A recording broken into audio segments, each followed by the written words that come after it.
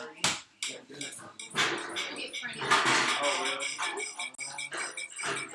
Have you been there yet? You guys have?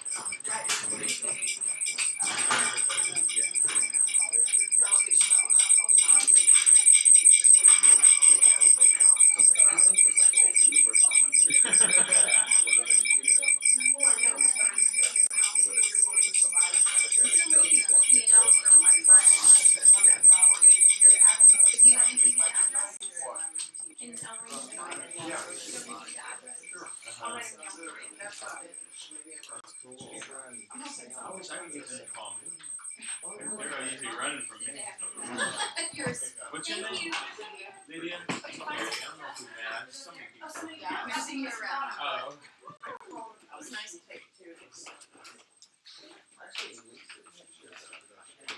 Has anybody been to Cultivar on Broadway? Is that what it is? Is it any good? Right.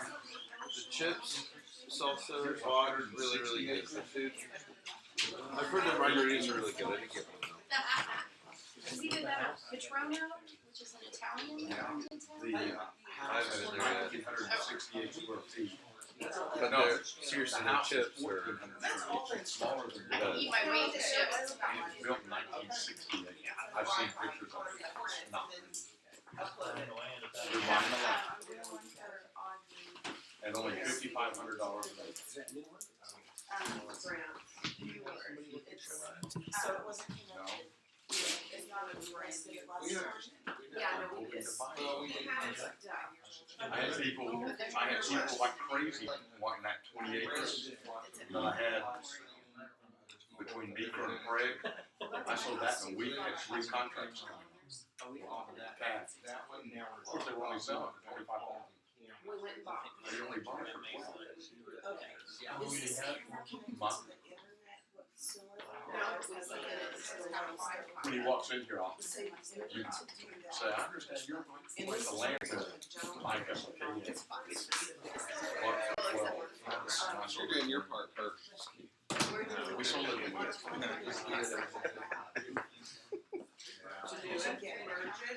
So we're talking about what's going on. I just I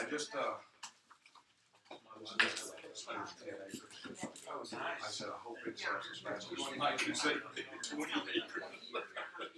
Where's it at? Lexington. Okay, that's the one you were telling me about. It's got a house on it, 3 ponds, barn. What's the other one? $295 is what we're surprised with. Still really cheap. Yeah, 3-bed, 2 baths. It's a little better than the houses on yours. I'll give you enough room for your long legs.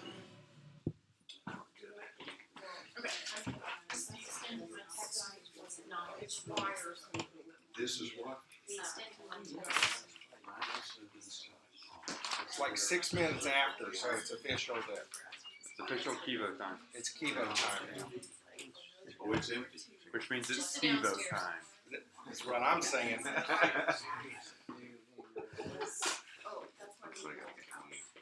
Alright, where'd Brett go?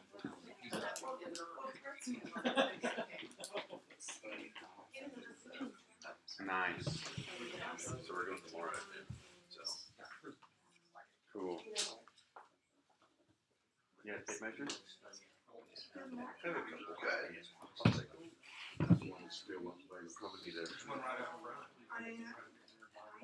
My couch fits. That means I should buy it. Exactly. It's 3 beds, so it's 4.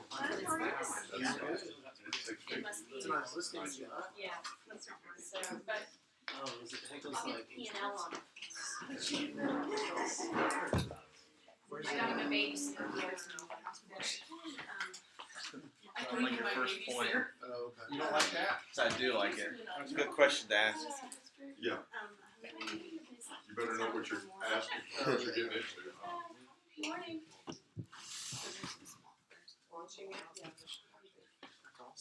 Can we pull this up?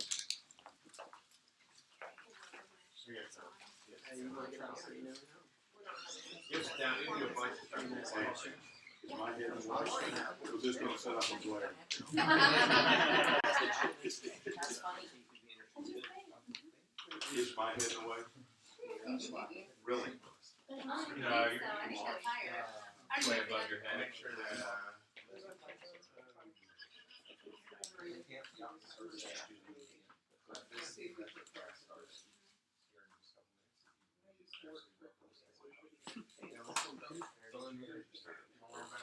Yeah, so we had talked about game plan.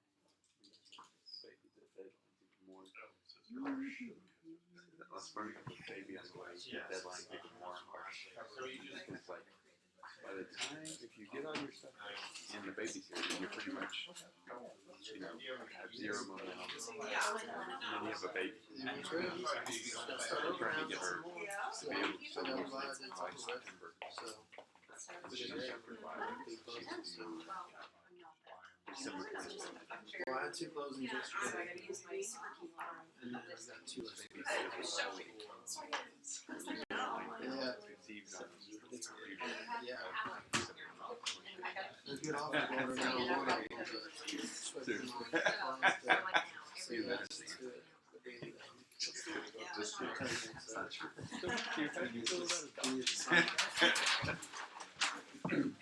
well,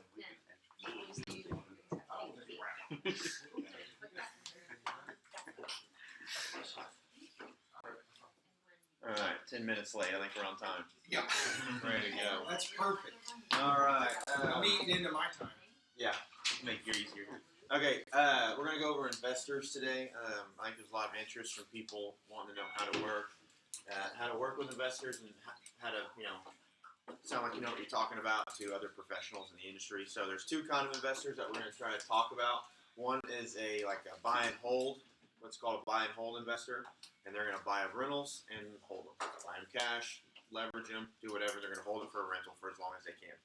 The other one is gonna be a flipper, which Steve will talk about. But whenever you're looking at rentals, you want to, is anyone familiar with the capitalization rate, how to determine a cap rate on an income property? Sort of, Ethan, because I taught you. What? So, the cap rate is going to be what?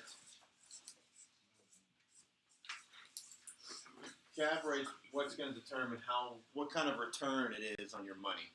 If it's a low percentage, it's not very good. If it's a high percentage, it's good. But we're going to kind of show you how to do it. We're going to use a very elementary, very easy example.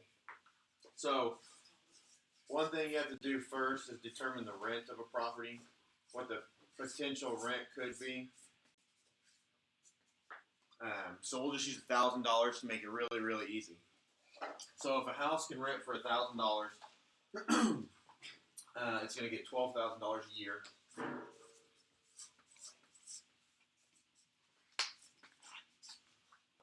So you're bringing in $12,000 a year. Cap rate's going to be what it brings in divided by what it costs. That's what it is. So income divided by cost.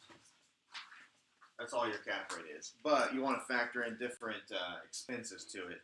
3 of the most common expenses are going to be your management fee, if they want someone to manage the property for them. It's going to be 9 or 10% usually. And then your other fees are going to be your vacancy. You have to estimate a vacancy, because you don't want to assume you're going to have 100% vacancy all year, and then someone leaves, and then for 2 months you're trying to find a new tenant. And there's 2 months that you don't get your $1,000 a month, so now you're losing money. So there is management fee, vacancy, and maintenance. Now I know why you draw like that. It's hard to spell out everything. That says maintenance. I can't spell, Brett. That's not mine. I do that.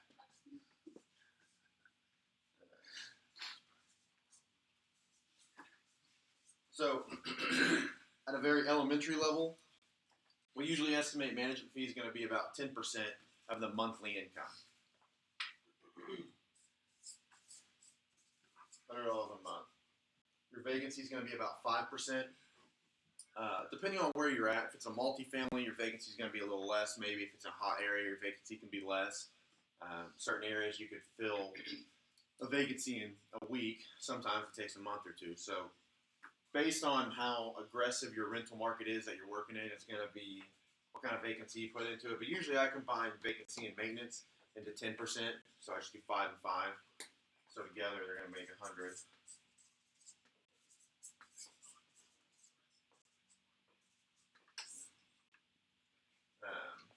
So 200. right. So really, your rent of 1,000, you're actually making about $800 a month, minus your mortgage payment. But we don't calculate a mortgage payment in for an investor. We let them figure that out, whatever their financing is. So we're making about $800 times 12, Joe. 900, 9,600. All right. All right, Rayman. Yeah, Wapner. So a property renting for $1,000 with average maintenance fee, vacancy, and a management fee is going to make you about $9,600 a year. So now that we have our income, we have to divide it by our costs. So to make it really easy, we'll say it's a $100,000 property. 9.6% cap rate. Now, educate yourself on the market. Again, how aggressive of a rental market is it? If you're in Midwest City, this is a really, really bad cap rate. 15% plus is what you're going to be looking for in Midwest City. But it's going to be lower income renters. You're probably going to have higher maintenance fees. Management fee may be a little more depending on the area. If you're in the urban core where people love, they really want to be there, and I'll take less of a return to have a good piece of property that's going to appreciate and grow in value, 9% is good. So, really anything else, just kind of educate yourself on the market. Get with people. Schaefer and Dan are great resources for what stuff can rent for. I think we charge 10% on everything. Is that right? 9% if you're a Kevo agent or something. Yeah. Say again, like, if it was, say, 12 or 15%, why that's bad if you're, like, say, Midwest City? You just have to know the market. Okay. So if all the houses in the neighborhood are capping at a 15% and yours is at 9, it's not good. Okay. But if all the houses in the neighborhood are capping at 7 and you're at 9, well, that's good. So really, really desirable pieces of property, like in the urban core where prices are rising, you'll take less of an annual return because you know your property is going to appreciate. Midwest City or really perpetual rentals, something that's going to constantly be a rental, it's not really going to appreciate in value, really. It's going to be worth what it can bring you in income. What about, say, like out Piedmont, where the houses are normally smaller, but the school district is really good. Everybody wants the school district, so that cap rate would probably come in lower, maybe? I don't know a ton about Piedmont. Yukon, I mean, what do you have a couple in Yukon. What do you look I for? have 15 in Yukon, Yeah. but I manage my own. So we drop that off. But I figure 1 month for vacancy and 1 month for repairs. Okay. So on 12%. 12,000, it'd be 10,000. Yeah. You know, and the houses, most of my houses are probably $125,000, $135,000 houses.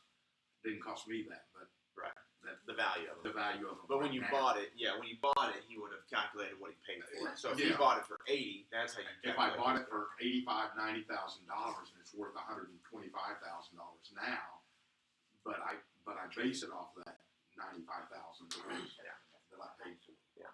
And people can buy it. You know, you can have a speculation buy. If I think Class and 10 Penn is a good example down south of the Plaza District. It's a really up and coming area. Yeah. It's got a lot of dilapidated houses still, so you can buy houses for cheap. But in 5 years, the price of that house might double from 50 to 100. You know, not. I really just saw a house yesterday that a friend of mine's friend just bought it, moved into. They bought it for $47,000. It's on the edge of Mesquite Park. It was dilapidated. Yeah. They put a bunch into it, sold it for $247,000. 1,300 square feet house. Wow. Shazam. Yeah. Now, Trying to show they put people a lot of money in it, so that means they have to have money Right. to do that, or have a lender that will spot it. So I figure 1 and 1 on mine, but you're basically right there. Yeah. With it. So So this is a very, like I said, a very elementary understanding. But really, what you need to know is what's it bringing you in divided by what it costs. That's what you need to know on an annual basis. So You also have go on. taxes and insurance. Right. Normally, I don't include those because that's a sunk cost. You're going to incur that on any property. They're going to vary. But when I'm figuring my own rates, what I'm making, Yeah. when I do a P&L Yeah. for my properties, Yeah, it could drop you from a 9 down to 9.6 down to an 8.8. Yeah, 8 you know, something. 8.5. Yeah. But generally, if you're getting 8% on your properties, guys, if you put that same money in a CD, you're making 1.5. Yeah. 1.75. Yeah. If you take it and put it in a good mutual fund, producing mutual fund, you're getting 6. Yeah. So it's still good. And if you really get in trouble, you can sell that sucker. Yeah, it's very liquid. Well, most areas are going to be a very liquid asset. Well, and then same thing in Yukon. I rent. Many of my houses rent before I even get a sign.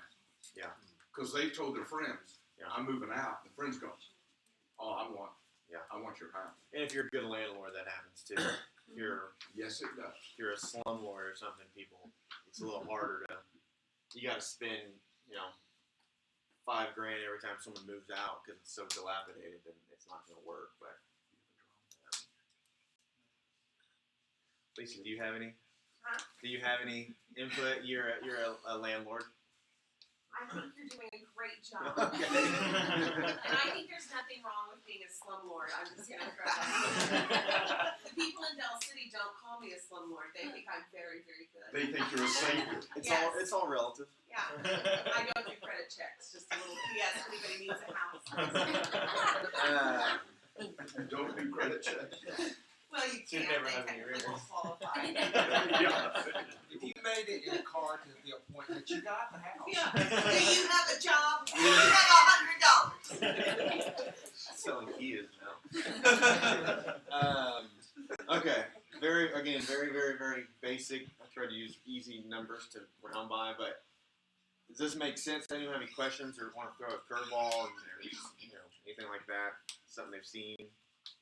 So going back to the mortgage, if you do have a mortgage, you have insurance and taxes and all that, that could bring that cap rate down then. Yeah. Well, again, I don't put the mortgage in the cap rate because eventually, hopefully, you hold it long enough, the mortgage goes away. Okay. Pay it off, it goes away. But yeah, if you're $100,000 house, yeah, you're looking at $750 mortgage. So now you're making $50 a month. Uh-huh. If your maintenance, your vacancy, and your management are all of this, if this stays fixed, yeah, you're making $50 a month. So doesn't make sense. Well, no, because if you're buying an investment property, you put 20% down, so your mortgage will be closer to $600, $550. So you're making $100 or $200. Yeah. But most rentals are going to make you $100 or $200 if you have a mortgage. That's going to be pretty common. Okay. That's what I heard too, is that you can expect kind of 100 to 200 per door after, on a long term. I read somewhere that over the long term, like 50% of your rent is going to go towards all that stuff. And then that includes occasional AC break that you have to spend. Once every Yeah. 5-10 years, Yeah. something pops up, a roof, stuff like that. Yeah. You want to have cash on hand for roof repairs, HVAC, water heater goes out all the time, that kind of stuff. Because tenants aren't going to be taking care of this stuff like a homeowner would be. They're not going to be changing filters. If something smells, they're not going to do anything. It's a long story. So this is, again, very, very, very basic. There's more costs, mortgages you can throw into it, stuff like that. But if you're working with just a cash investor with $100,000 sitting in the bank, this is what you can kind of. And Joe's right. You can add taxes and insurances too.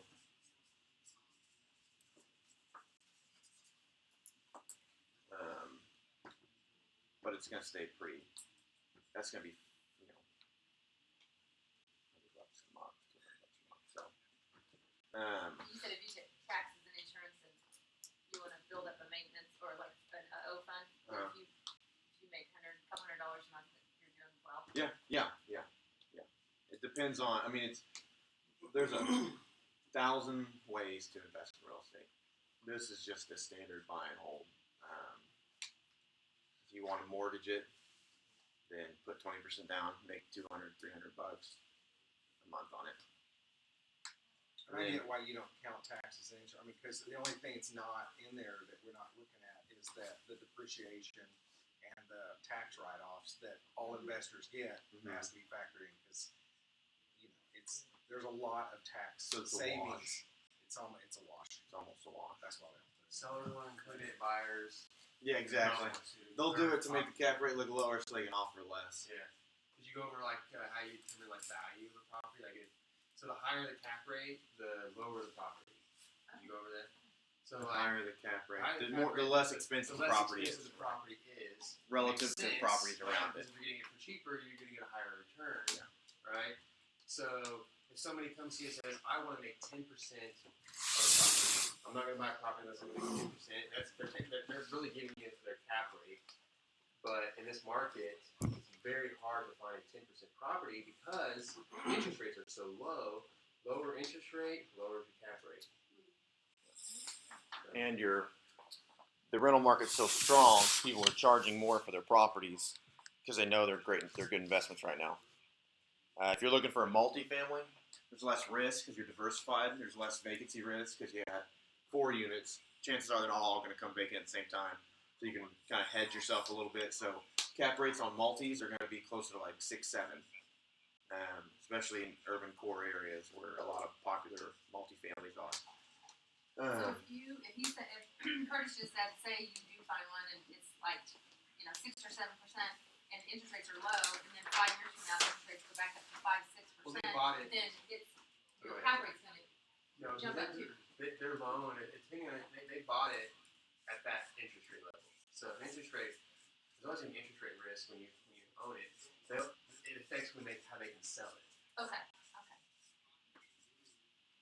But it doesn't change their return currently Oh, because because it's still there. unless I mean, they're doing it. some banks every 5 years they make you renew it to affect for that because they know interest rates are going to change. Oh, really? So they'll make you go in and reapply to the loan which you paid off. So your interest rate will change and it will affect your return every 5 years. But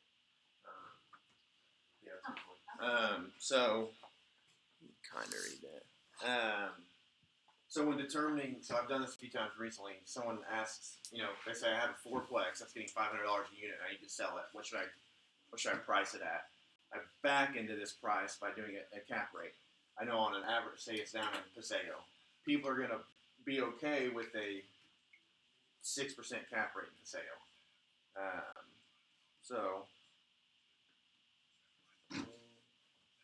Sorry, Joe is here to do math. So it's making 24,000. So 6% cap rate. Well, you gotta take expenses out, right? Not when you're listing it.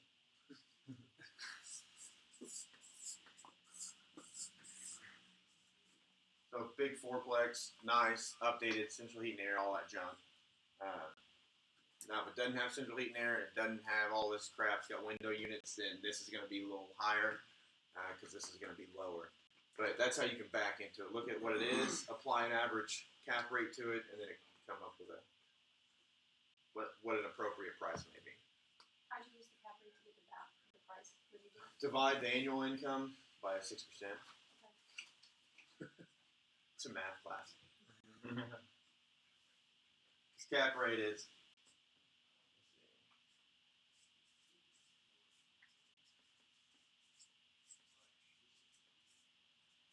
The percentage of income over cost. So if you're doing the cost, you just do income over percentage. That makes sense. Kinda. But you can estimate a price based on cap rate because you can comp 4-plexes, but they're going to be so varied. A lot of the 4-plexes are going to be hundreds of years old. They've all been renovated 5 times, and so you price it based on what its income is. What's your take on the maximum size of house or like the maximum rent that you could charge somewhere? Like what? Because the rents you cannot charge $4,000. Right. 75 cents to $1 a foot throughout the city is going to be right. I mean, does that sound? And then you start having a problem when your rents start going over 1,400 a month. Yeah, over 1,500 square feet is when they're going to start. Just like price per foot, when you get larger, it has to shrink. Your rent per foot will shrink as you get larger. Yeah, but I think on average, yeah, 110 to 75 cents a foot, depending on where you're at, what it looks like. Okay. I feel like I'm confusing people, so I'll let Steve get up here. Oh yeah. Is anyone like real confused? This makes kind of sense. I feel like I'm confused everyone by doing that, so just forget about that. That'll be the next one. Another good way to ballpark multifamily stuff is just pricing it by the unit. And when you start looking at those numbers enough, and you can see what it costs per unit, you get a pretty good idea of what the Per value door, yeah. I mean, again, like Schaefer doesn't want to pay more than $75,000 per door. So if there's fourplex, he's not going to pay $100,000 per door. He can pay $75,000 per door. So he'll price it that way because he can go down the street and buy a single family for $75,000, stuff like that. So again, there's 1,000 ways to skin a cat. It's how you want to determine it, what you're most comfortable with, what makes most sense to you or your investor. But yeah, that's right. Yeah. What's the best way to find out what rents are? Because I looked in the MLS and it's like few and far between the rents are in the areas. So what's the best way to find out? Just call around. Yeah, call a couple. Act like you're interested. Just call and say I own a property down the street. I want to know what you're renting for. Oh, okay. I'll tell you. Rentometer.com. This is actually a website. Go to rentometer.com. Type in your address and how many rooms it has, and it's going to give you the other 3-bed or the other 2 beds in the neighborhood and what they're renting at. It's really good. It's very accurate. It'll actually give you a little. It'll give you a median or like an average. I'm glad you should learn something every week. It'll give you like an average, and then it'll give you like 75% of them are above 1,000, and then the average is 50. And it's pretty sweet. Well, and I use Zillow as far as like Yeah, the that's a good one, active too. stuff. If you want to look in that neighborhood on Zillow, And it's got pictures, so you and can it'll compare show them. you so you can kind of get an idea. But I would definitely say Zillow. And guys, I think the thing to remember on cap rates, they are so important, but you notice that Joe does his slightly different from Brett, slightly different. So if you're working with an investor, you need to say, this is how I do mine. Is this how you come up with your number? So that you guys mirror each other when you're working with someone who is interested in buying investments. They also, some investors have really strange algorithms, so kind of make sure that you understand your client and what their numbers need to be and how they're coming up with what those numbers are. Yeah. Because I worked with a client that I was calculating like 7, 8, 9% cap rates, and he's telling me they're like 2 and 3. And he's got these doomsday calculations. Excel spreadsheet. Yeah, well, he's assuming the place burns down once a month. So yeah, that's really good advice. All right, Steve's starting to confuse you. Yeah, hopefully mine won't be confusing. Because I think, I just go like, I need to make $200 on the house, and that's it. Yeah, exactly. Yeah, you did. Good job, Brett. I was thinking, yeah, don't take my marker. That was good. I learned something because he asked, he goes, Ethan came in and goes, we're talking about cap rates, and I go, I didn't teach you how to do cap rates because I can't do them. So he goes, I guess Brett taught him. I don't know. Okay.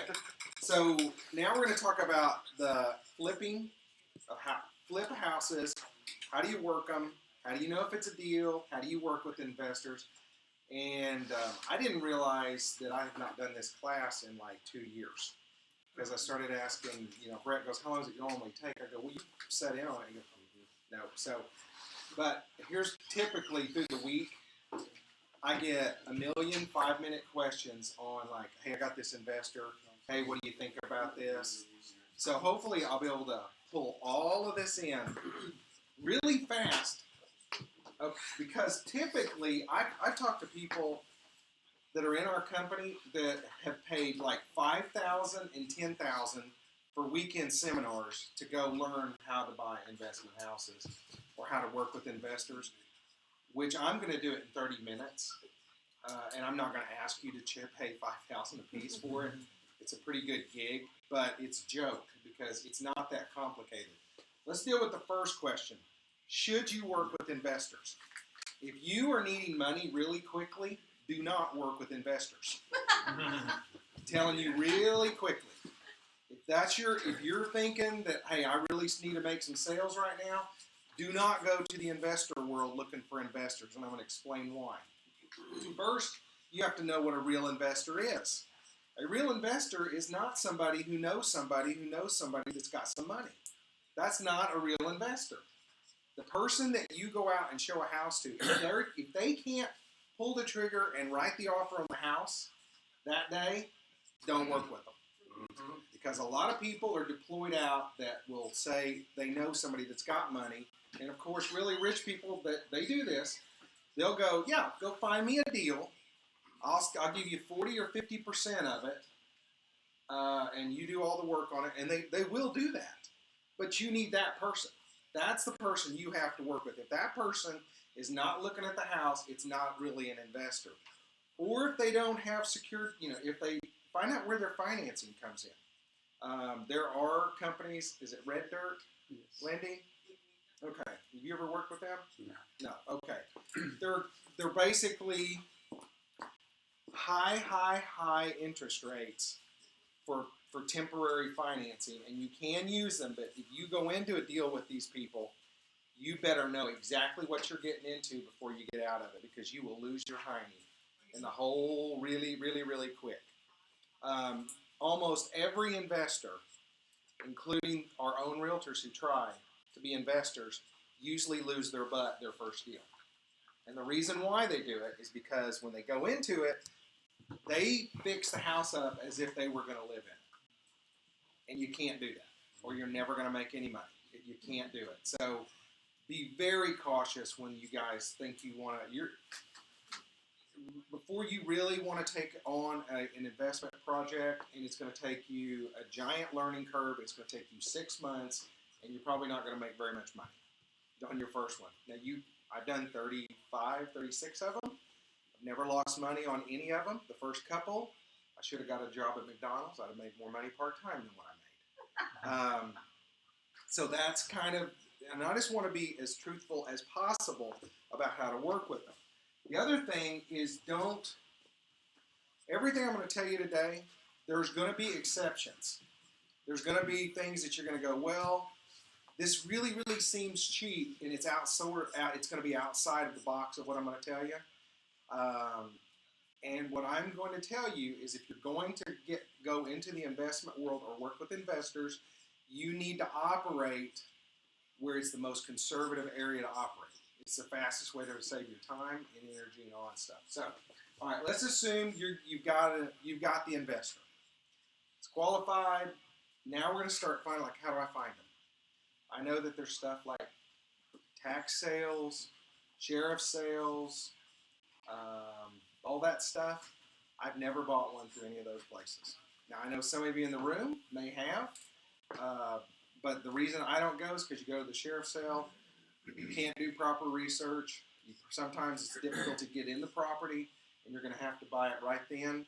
There's too much risk involved for my personal, and I don't like going and hanging out at the tax sales and sheriff sales all day long to find out I got nothing. To find out that the house you wanted got purchased, paid off by some attorney. Yeah, and who the bank bought it, but yes, there's so many. And there's not a clear timing. Exactly. So there's all kinds of problems you get. So I have found all 35, 36 of my investments in the MLS system. And I'm going to show you how to find them, and I'm going to show you the right ways to go after them. Let's go back to working with an investor. If I line up 10 houses that I feel after I've done my work and present to an investor the program, and by the way, when you present your program, the deal to the investor, it's not that you just went through the MLS and sent the investor a whole bunch of houses. That is not what you do with an investor. You find the house, you work all the numbers out, you tell the investor what they're going to probably have to put into it, their profit, and then you go look at it. That's how you line them up. So if you line up 10 houses this way and you show the investor in one day, the investor should write offers on all 10 of them. If they don't write offers on all 10 of them, then I will never work with that investor again. That's my, now they might be one or two that they could say no to for whatever reason. But if I've done all the work, you don't know if it's a deal because you're going to have to write 20 offers to get one deal. You're going to have to, because used to, I could have written 10 to 11 deals and got one. Now you have to write 20. So you're going to have to write 20 contracts to get one deal for an investor. you jump out of the gate and you get your first one done with writing one offer, then you're gonna have to write 40 the next time. So just get ready. It's gonna be that way. Okay, so what I'm looking for when I start to go look, I go into the MLS, and in the MLS, there are people in the MLS that work with REOs through the banks. Randy Tarleton. Who else? Mary Berry. Mary Berry. Trina Washington. I think Pat Slack. You're going to find out there's only going to be about 10 of them that have a lot of listings. Well, the reason why I follow those people, because sometimes they don't look at the property, they don't really evaluate it much, they just throw it out there. So I basically put all of those people on a tracking, through the MLS. Anything that they post, it automatically came to me, so I could look at it, because I want to know sometimes if the house is a good deal the first day it goes on the market, I have to be ready to write the offer, so I want that to come in. Second, a lot of those companies, the way REO companies work, when they get the listing, let's say the realtor is allowed to just drop systematically the price of that house, like every month, every 2 weeks or whatever, and they could drop it $10,000 every month. So you just have to know, okay, they just dropped it $10,000. You wait 30 days, you know it's going to drop another $10,000 because the bank has got a program to move it off. So you're just waiting until that number hits that it works. Bless you. So I look up. Okay, so I got realtors that I'm tracking. I'm supposed to say realtors. Okay, sorry about that. The second thing I'm looking for is when I want to go through areas that I'm searching. Let's just say it's the Village, whatever. I'll do my own criteria. I'll look at all those houses in there, and I may put in criteria in the little marks or realtor remarks. You can add a little field that says needs TLC. Condition. Most realtors don't ever put the condition as terrible. But you can search for words. Yeah, as is, little short sale, possible foreclosure. All these little one-word things that you can use to find the property. I also will do searches based off of things that have been in the market for over 120 days. Because in a market that moves like this, why is a property sitting there for 120 days? What's wrong with it? Then you have to go through. You're going to have to spend a lot of hours looking at all these properties online to weed out what you think is a deal. So let's start getting into what kind of houses I generally think are the best investments. The house has to be, in my mind, over 1,200 square feet. Has to be over 1,200 square feet. Has to be a 3-bed house. Could be, I don't care if it's a 1 bath or 2 baths. I prefer it at least has to have a 1-car garage. Now, are there deals that are 2 bedrooms? Yes. Are there deals that houses that have no garage? Yes. I just don't look for them because they're too big, they're too risky. What's always going to be safer is a 3-bed with a garage. Always safer, always a better rental, all the way around. Now, that's what I'm talking about. Like, you can step outside of this, but every time you do, your risk go way, way up for your investor or for yourself if you're buying it. Why do we say 1,200? There was a house in Yukon that came up on the market in an area that the houses would sell for like $115,000, $120,000. I looked at it online, and it had already started the remodel. It was almost finished. It needed appliances and some carpeting, and it was only like $75,000. I still couldn't make money on it because the house was 800 and something square feet. So here's why you can't make money on something. It becomes very difficult to make a profit off of a 1,200 square foot house. And here's why. Let's just say this house, it has 2 bathrooms. I'm just going to use, and I won't go any further, but let's say it's got 2 bathrooms. So let's use an example of an 800 square foot house.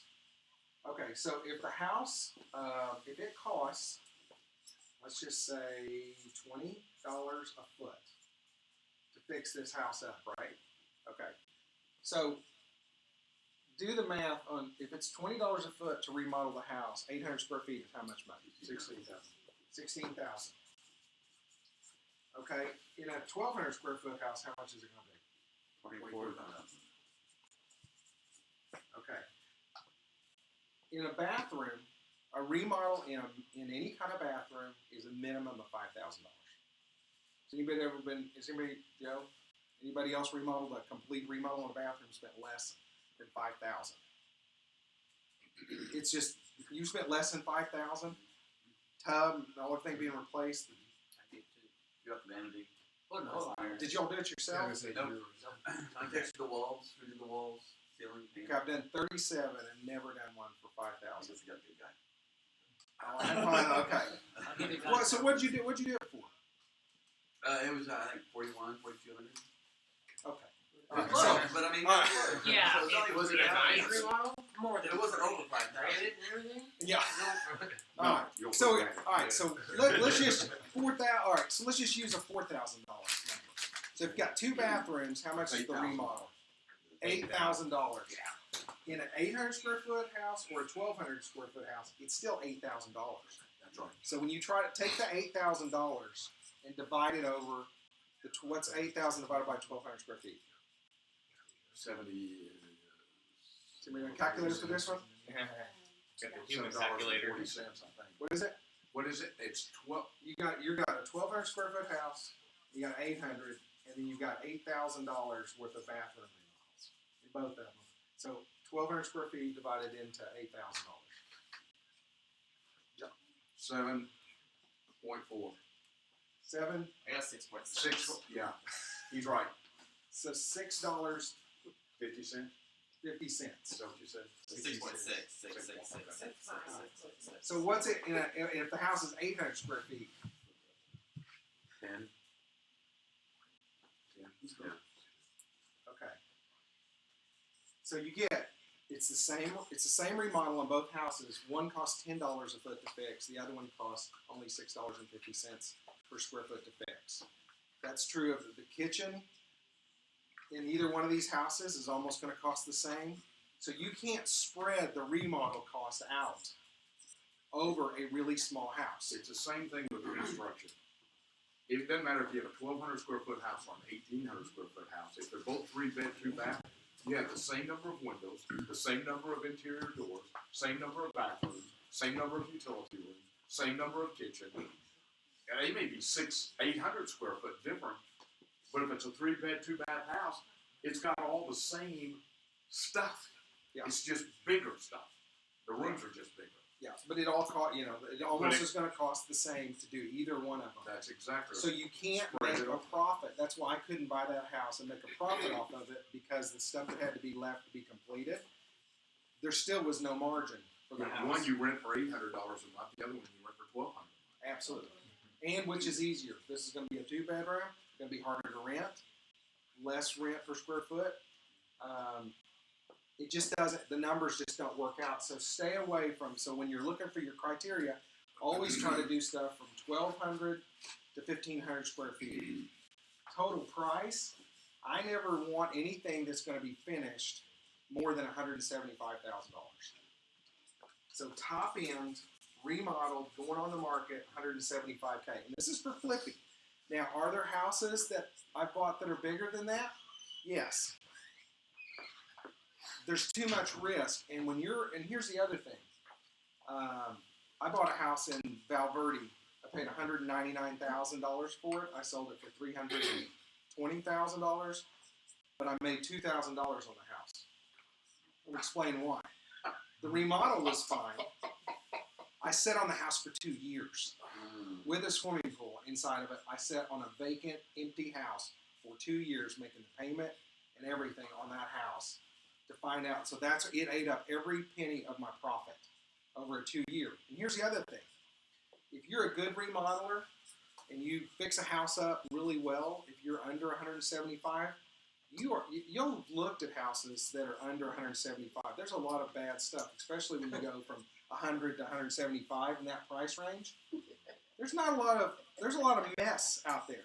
So you come in and you clean up a house and you get it really in great shape, you've got the best product on the market to sell. Okay, let's just say you're an investor or you want to play in a $300,000 range.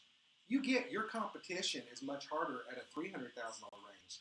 So play, and that's what I found out. As soon as I got outside of that, my competition got extremely tough because there were other really high quality remodelers at that level. You have to play at a different level. So I like playing at a level I don't have to quite be so good. Just saying. And the house moves. Think how much faster it moves than a $300,000 or $400,000 house.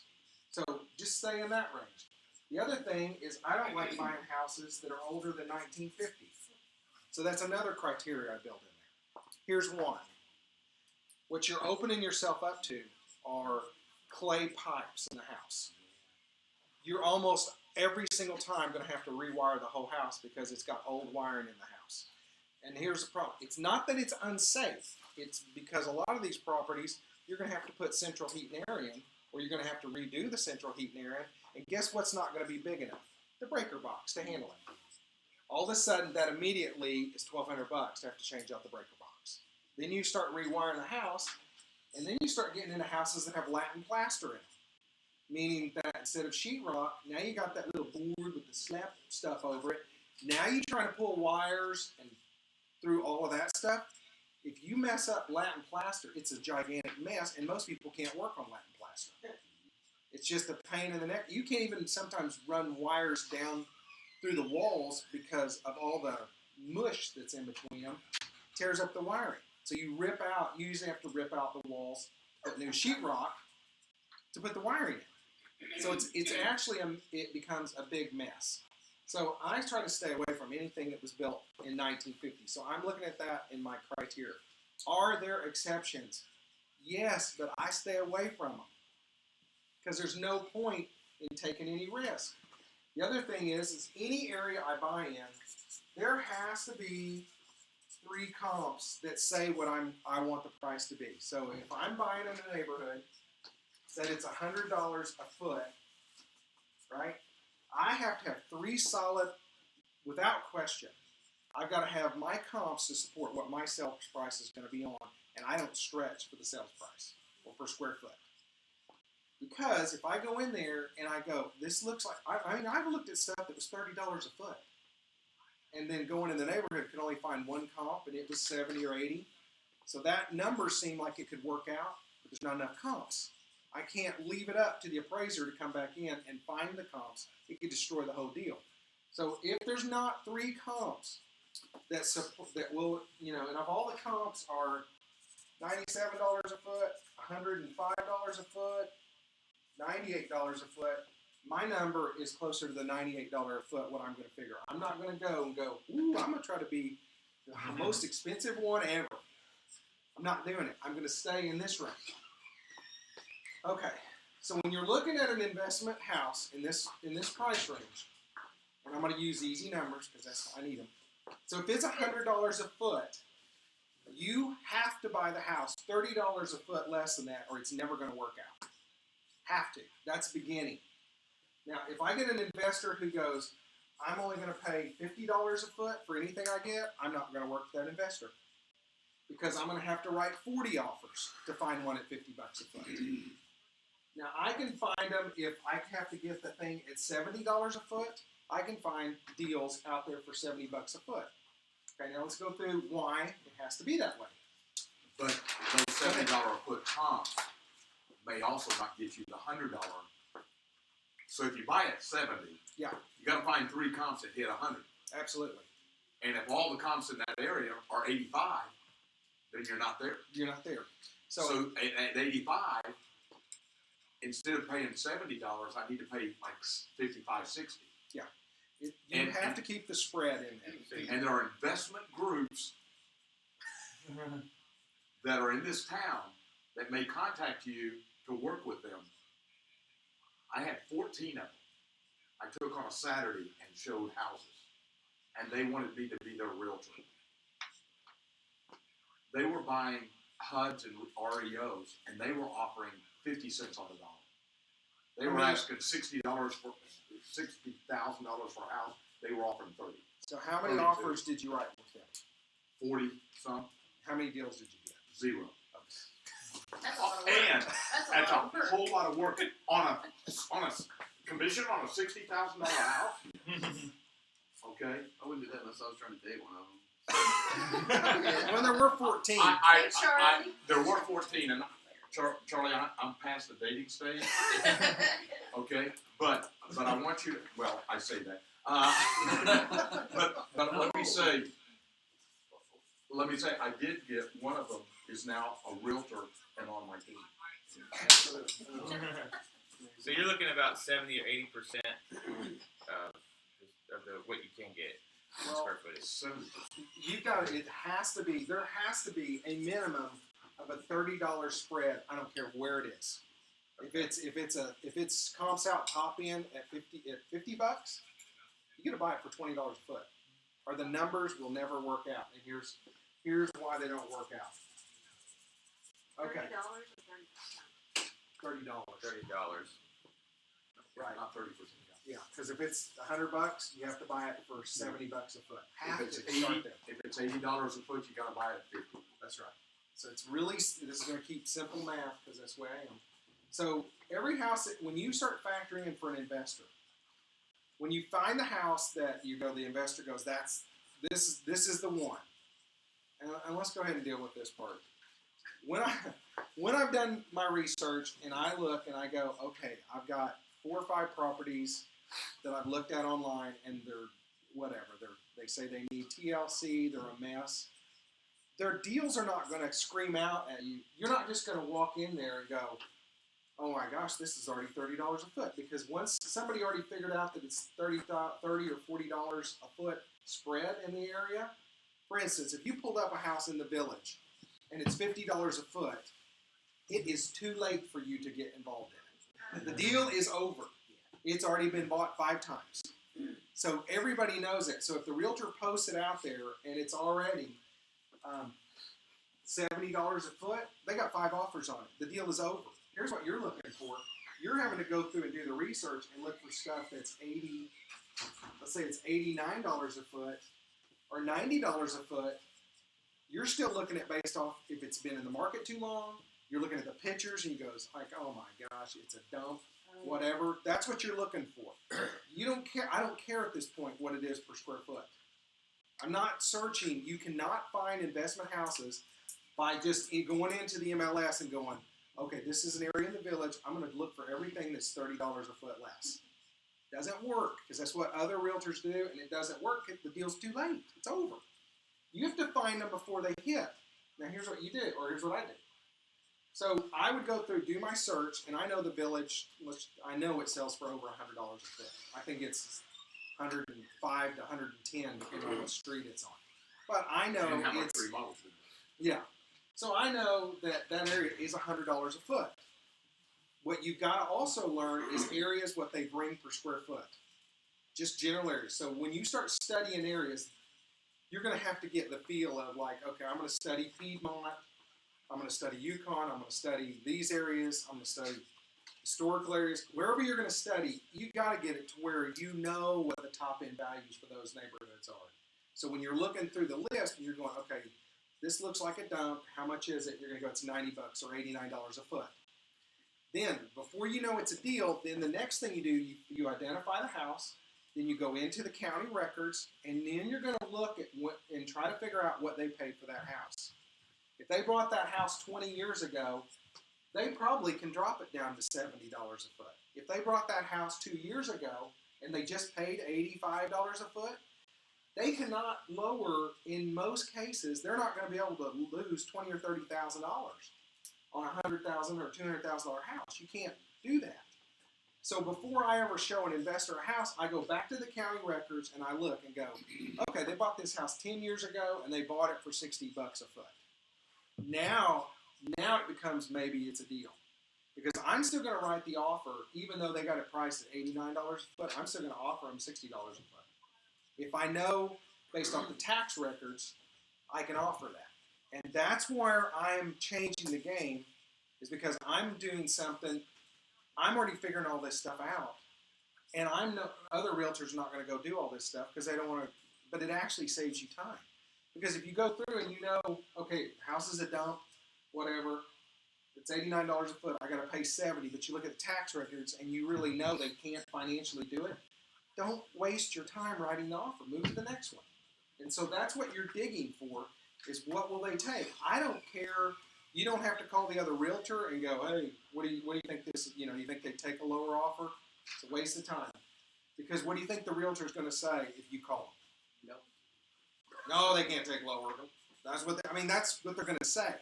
But here's what they have to do. If I write the offer, they have to present it to the client, and maybe the client wants to take the deal. And that's how I got it every single time.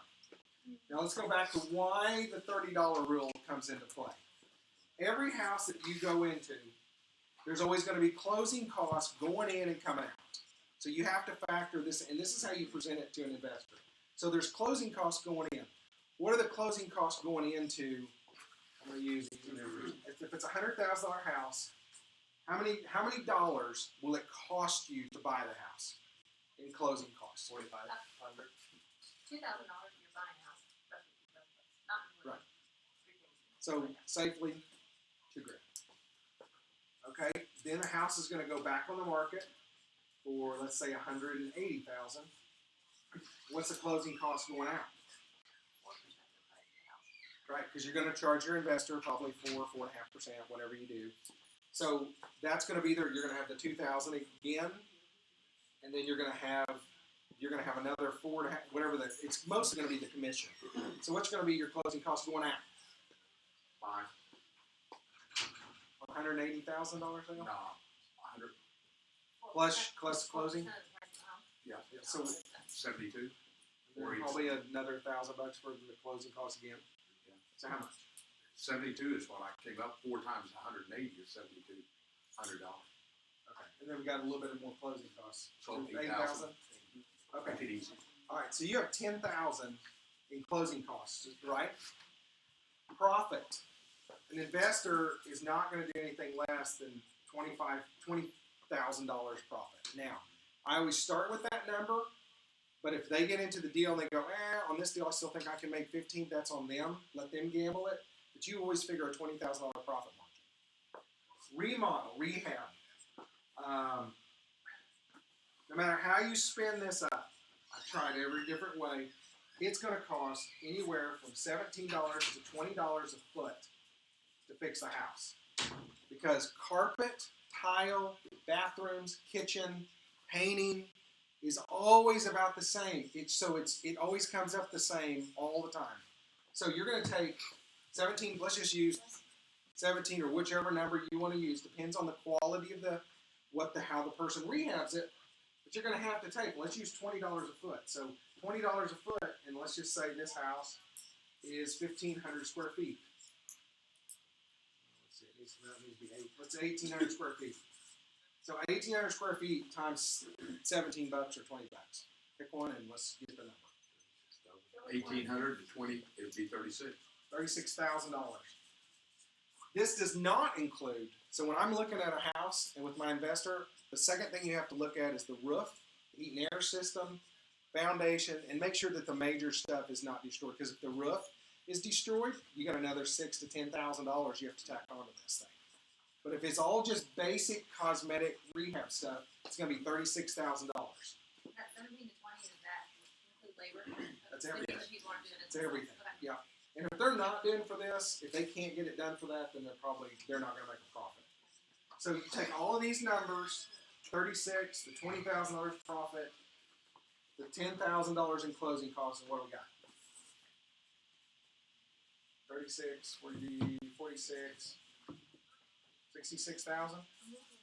Okay, so I would come out with 66,000, and then from the 66, okay, ready? You're pushing me. You're making me go. Brett took all my time. So you're taking the 66,000 has to be added in. So if you're buying the house with all that stuff in it, if you're going to pay $100,000 for the house, you're really going to pay $166,000. And if it's going to sell for $180,000, you're in good shape, right? But if not, you're going to have to back it off. You're going to have to completely back that number off, right? It's really simple. But this is the formula that you use over and over, and it works 100% of the time. At least I've never lost money out of the 36 times I've done it. Any questions? And then I know we need to stop. Yes, sir. Just curious, when you write all these offers, you write them contingent on something, or how does it work? Just on repairs, that's it. So if you need to back out, if you wrote 20 and you got 4, Right. you came back out to repairs. Because it's up in the soul, the buyer gets to decide whether or not the property, and that's why I don't waste time doing a big investigations on the front end, because I know I've got inspection periods.